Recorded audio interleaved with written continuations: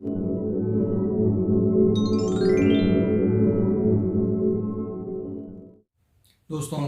कई बार हमने हमारे जीवन में ऐसा महसूस किया होगा, हम कभी ऐसे दोराहे पे खड़े होते हैं जहां हमें महसूस होता है कि हम एक ही समय में सभी जनों को खुश नहीं रख पाते।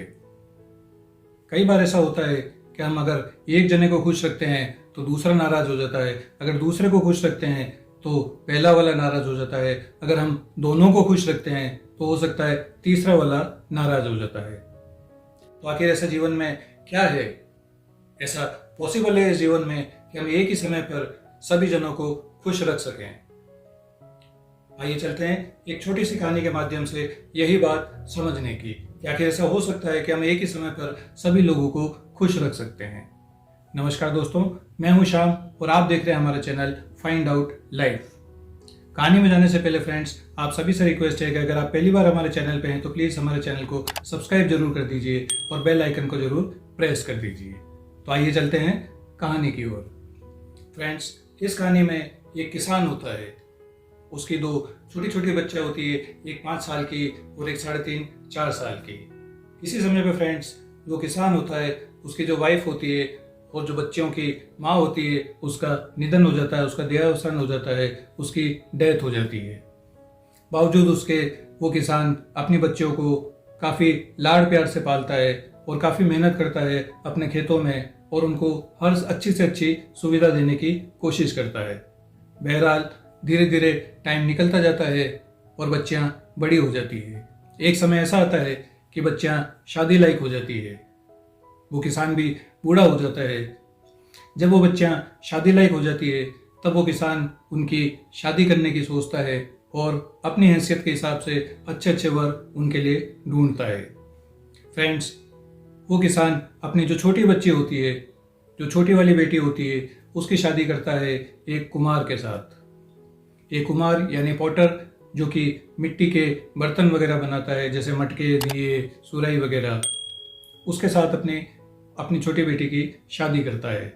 और साथ में ही उसकी जो बड़ी बेटी होती है उसकी शादी वो करता है एक गार्डनर के साथ, यानी एक बगीचे के मालिक। ऑलमोस्ट आप कह सकते हैं एक जो नर्सरी चलाता है, जो पेड़ पौधे उगा के नए नए पेड़ पौधों को मल्टीप्लाई करके उनको बेच के अपना गुजर बसर करता है, उसके साथ अपनी बड़ी बेटी की शादी करता है। वो किसान अपनी हैसियत के हिसाब से काफ़ी अच्छी उन दोनों बेटियों की शादी करता है, क्योंकि उनको वो बहुत लाड़ प्यार से पालता है, काफ़ी मेहनत करता है उनके लिए।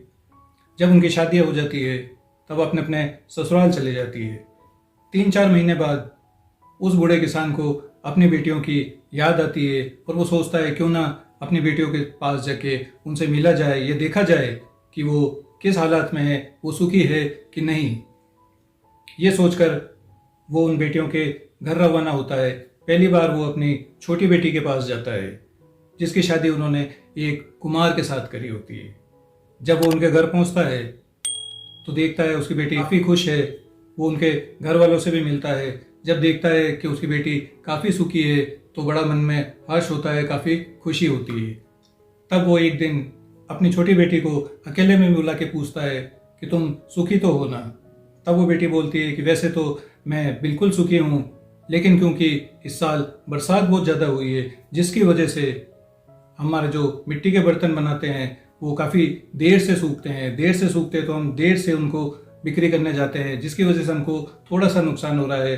तो पिताजी, आप प्लीज़ भगवान से हमारे लिए प्रार्थना जरूर करिए कि इस साल बरसात कम से कम हो और गर्मी ज़्यादा से ज़्यादा पड़े, जिसकी वजह से जो भी मिट्टी के बर्तन हम बनाते हैं वो जल्द से जल्द सूख सके और जिनको हम जल्द से जल्द बाजार में बेच सकें, जिसकी वजह से हमको काफ़ी मुनाफा हो।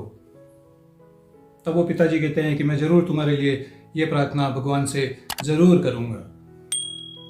अपनी बेटी को सुख हाल में देख के वो अपनी बड़ी बेटी के पास जाता है जिसकी शादी उन्होंने एक गार्डनर से, जो कि एक नर्सरी चलाता है, पेड़ पौधे उगा के अपना जीवन यापन करता है, उनको बेच के अपना जीवन यापन करता है, उसके पास जाता है। उनके भी घर वालों से मिलता है वो बूढ़ा किसान। वो देख के काफ़ी खुश होता है कि उसकी बेटी काफ़ी सुखी होती है। जब वो अपनी बड़ी बेटी से पूछता है कि तुम सुखी तो हो, तब वो बड़ी बेटी बोलती है कि वैसे तो मैं पूरी सुखी हूँ, काफ़ी सुख है, सब कुछ ठीक चल रहा है, लेकिन आप भगवान से मेरे लिए ये प्रार्थना जरूर करिए कि इस साल गर्मी कम से कम पड़े और बरसात ज़्यादा से ज़्यादा हो पूरे साल भर, जिसकी वजह से हमारे पेड़ पौधे जल्दी से जल्दी ग्रो कर सकें, जल्दी से जल्दी उग सकें और हम अच्छा मुनाफा उनको बेच के कमा सकें। तब वो किसान बोलता है कि बिल्कुल मैं ऐसी ही प्रार्थना भगवान से तुम्हारे लिए ज़रूर करूँगा। तब वो किसान अपने घर चला जाता है। सो फ्रेंड्स, देखा आपने वो बूढ़ा किसान जिसकी 2 बेटियां होती है। एक तरफ एक बेटी मांगती है कि इस साल गर्मी ज़्यादा से ज़्यादा पड़े ताकि उनके मिट्टी के बर्तन जल्दी से जल्दी सूख जाएं और वो मुनाफा कमा सके। वहीं दूसरी ओर दूसरी बेटी बोलती है कि इस साल बरसात ज़्यादा से ज़्यादा हो, जिसकी वजह से पेड़ पौधे जल्दी से जल्दी ग्रो कर सके और उनको बेच के हम मुनाफा कमा सकें। तो आखिर उसको पिता को किस बेटी के लिए भगवान से प्रार्थना करनी चाहिए?